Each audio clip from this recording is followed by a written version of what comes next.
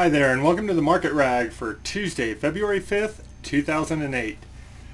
The downtrend is still alive out there, you guys. Some ISM numbers came out today that were very low and basically showed the market that we are in a recession.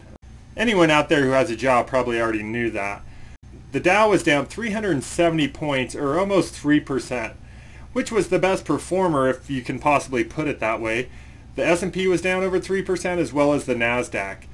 Took a little hit in the euro, but not too much action. Little move down in bonds, little move down in oil, and a decent little move down in gold. But this is an interesting chart, and I want to make sure you guys have a chance to see that.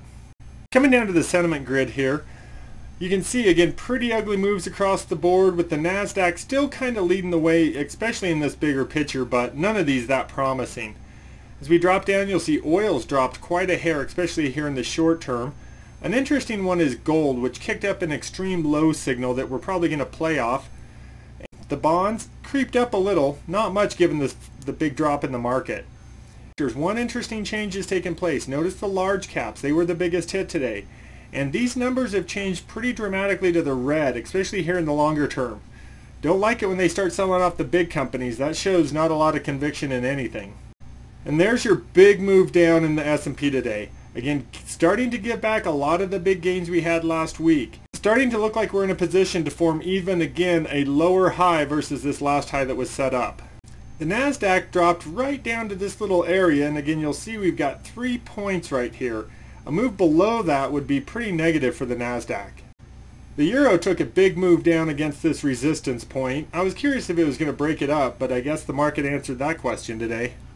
And gold. Now remember on our sheet there that gold has just hit an extreme low signal, which is basically a buy signal. And since we're in a nice uptrend, these are the type of situations we want to take advantage of.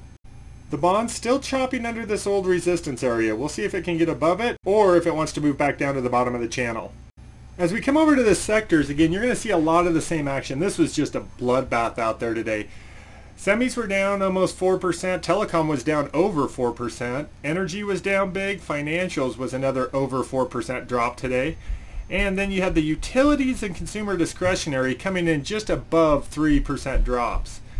Again, pretty ugly out there. Semis are the only ones that are still red. The other interesting one are your finances, your telecom starting to drop into that 33% area. Technology is under your 33% area, as well as consumer discretionary. Here's a chart of telecom, which was one of your biggest percentage droppers today. Remember, once you break these support areas, a lot of times they come back up, and if it stays under that and it starts acting as resistance or a ceiling, be careful, and that's exactly what happened in telecom today. Again, another big mover in energy staying under this old resistance area here. Here's technology, same sort of situation, staying under this resistance. Again, if it can break down through these levels, this whole area could retest these lows.